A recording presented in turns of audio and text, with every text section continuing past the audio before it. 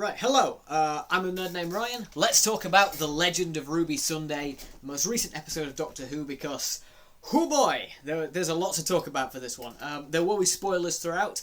I am going to drop an extra spoiler warning just before we get to the end, because I need to talk about that cliffhanger. So, let's get into it. So in this episode, the Doctor and Ruby visit UNIT, with the hopes of finding out who this mystery woman played by Susan Twist is. Now, of course, throughout the series, we've had appearances from Susan Twist in various different roles. She was, she was the ambulance in Boom. She was somebody's mum. She was somebody's mum in Fine Time in Dot and Bubble. She was a painting in Rogue, hiker in 73 Yards. You know, many different roles are seemingly unconnected, but in actuality they are connected.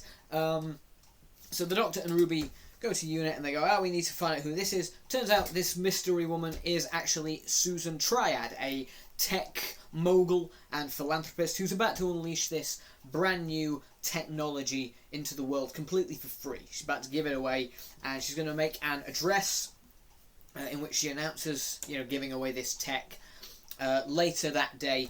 And UNIT are onto her, they're exploring her, they're working out who she is. There's, a lot of mystery around. And they've got Mel working undercover to try and find out stuff about her. Which, first off, love that Mel is back. Mel is great. I love that. I love Bonnie Langford as Mel. She's so good. So, happy to see her. So yeah, UNIT and the Doctor and Ruby are trying to kind of explore that mystery, but also the mystery of Ruby. And, her, the fact that she was abandoned on Christmas Eve, 2004. No trace of her birth mother, anything like that. And, they start to explore that to see if the two things are connected, and it seems like they are, and oh boy, it goes places. Does it ever go places? Yeah. Let's get into some stuff I really liked in this episode, because this was a really strong first part to the series finale. I love UNIT. UNIT is one of my favourite things in Doctor Who. I always love it when UNIT show up, and UNIT did not disappoint here. I love all the people in UNIT. Mel is great, obviously. I love that we saw Rose again, played by Yasmin Finney. We set up in the 60th anniversary specials, there was a little bit where Kate Lethbridge Stewart basically hired Donna, and I like that they also hired, that UNIT also are working with Rose as well. That's really, really fun. And they do mention Donna in the episode. Rose mentions that her mum is part of UNIT, so I like that they've not forgotten that Donna also now technically works for UNIT. That was quite cool.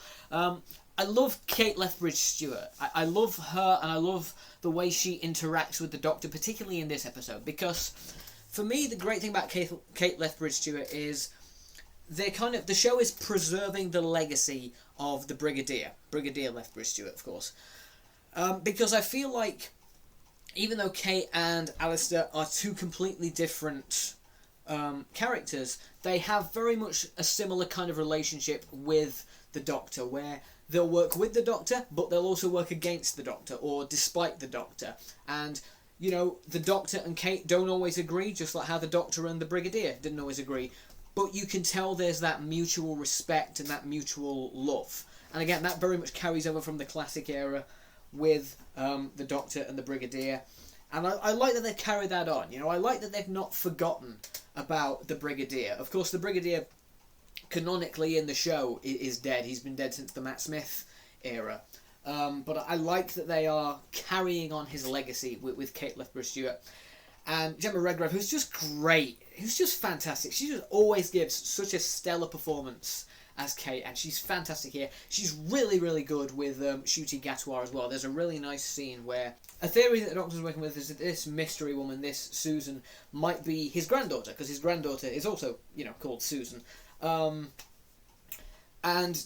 he brings this up, and there's a great scene with him and Kate where Kate mentions that, she's talking about him like, you never mentioned that you had a granddaughter or anything like this, and everything like this. And two things I really like in this scene. One, Kate sort of starts talking about how her dad, the Brigadier, used to tell stories about the Doctor, and the Doctor just has this wonderful little smile. Ncuti Gatwa has this really warm, nice smile, really subtly done, but a great sort of little moment within his performance. And then there's another great moment later on a little bit later on in that scene. It's only like a minute long, this scene, but there's another great bit where the Doctor says the reason he hasn't tried to get in touch with Susan is because everywhere he goes, he causes disaster. He brings disaster. And Kate tells him, well, for what it's worth, I think you bring joy. And again, it's just that, it's that relationship between the two of them that is so, that is so reminiscent of the Doctor's relationship with the Brigadier. I love that. I adore that. Everyone in UNIT is great. I love all of them. There's this new character who we've never seen as well in UNIT.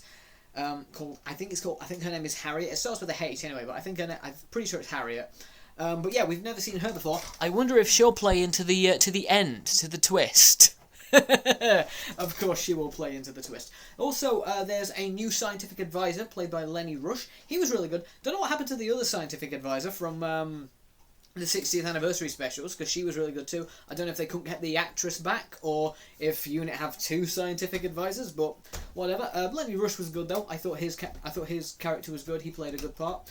I really like the guy, I forget the character's name, but one of the soldiers at UNIT who has a few lines.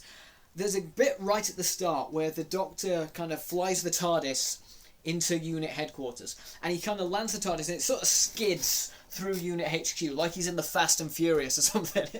It's a complete style move from the Doctor. Just slides in, but he slides past this one guy, and the guy just watches him land.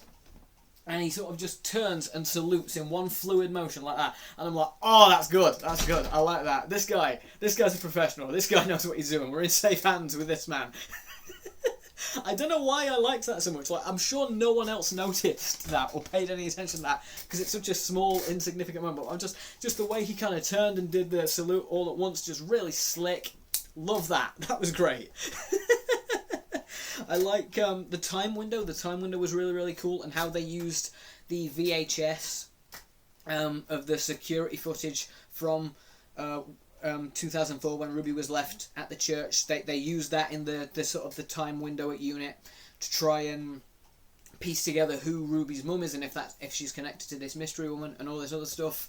I love as well that they're using a VHS. I love seeing a VHS used in modern TV. I don't know what it is. It's just the nostalgia of it. And they like rewind it. You can see the spools going around. It's a great... I really liked that. I was like, yes, it's a VHS. Love that. That's great. That whole scene in the time window is really, really good. I also really like the soldier that sort of supervises the time window, because I like these from Manchester, and him and Ruby just immediately are getting on like, love to see that. Great.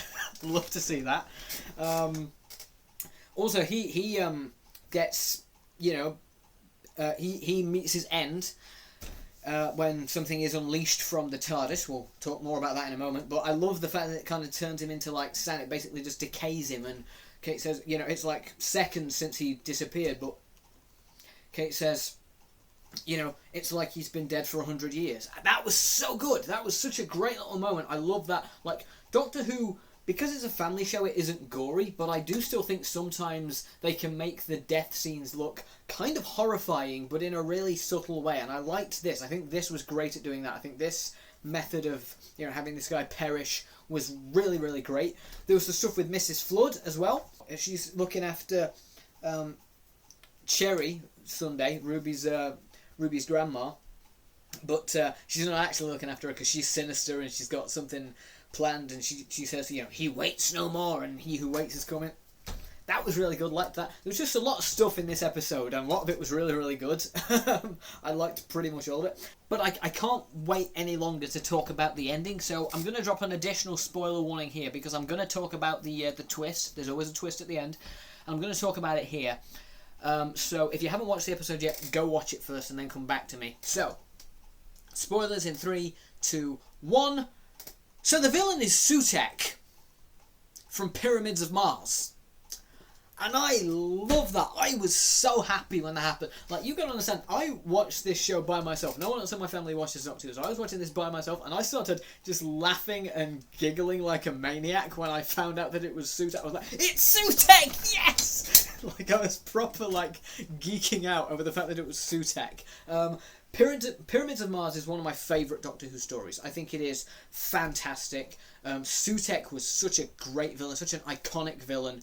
And And yeah, I love the fact that it's Sutekh coming back, and he shows up and just causes chaos everywhere, just all around, at Unit, with Ruby in the time window, and with the Doctor and Susan Triad all at once. And, it reveals this anagram at the end, and it says Sutekh, and I'm like, oh, it's so good.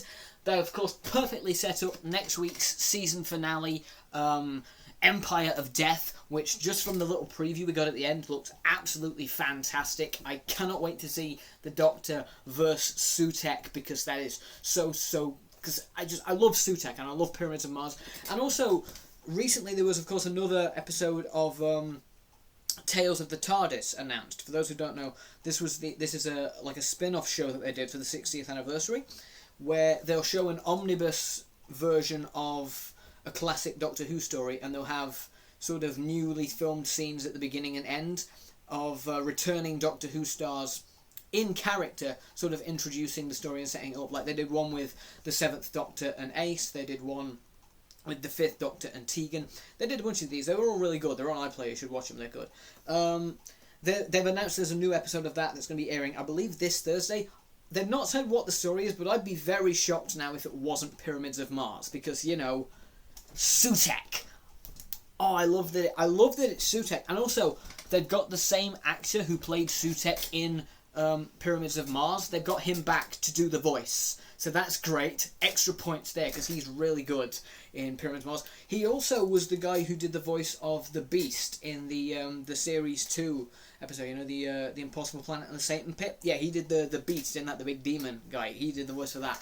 So, excellent. Love seeing him back. He's great. Again, love seeing Rose back. I think she's good. Yasmin Finney is great in that role. I like her and Ruby together. I think they have a good dynamic. I'd like to see a lot more of them too, because I think they play off each other really well. Of course, Bonnie Langford is great. It's always cool seeing her. Of course, Kate's always great. It's great seeing her. And, the big sort of finale, the way they kind of set everything up, brilliant. Really looking forward to seeing what they do next week. I cannot wait for Empire of Death.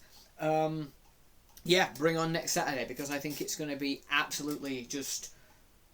I'm hoping it's great. They've set it up to be brilliant, so I'm really hoping that they don't mess it up in the second half. I don't think they will. I have faith in Russell T Davies to do it well, but we shall see. Either way, I'll be here, probably rambling and geeking out about that episode next week, so look forward to that. But let me know what you thought of The Legend of Ruby Sunday. Whatever your general thoughts on this episode are, drop them down in the comments. I'm going to stop talking now, because I could ramble on about how much I'm glad that Sutekh is back all day, but I'm going to stop now. So that's pretty much all I've got for you. Thanks for stopping by. I'll see you when I see you. Bye.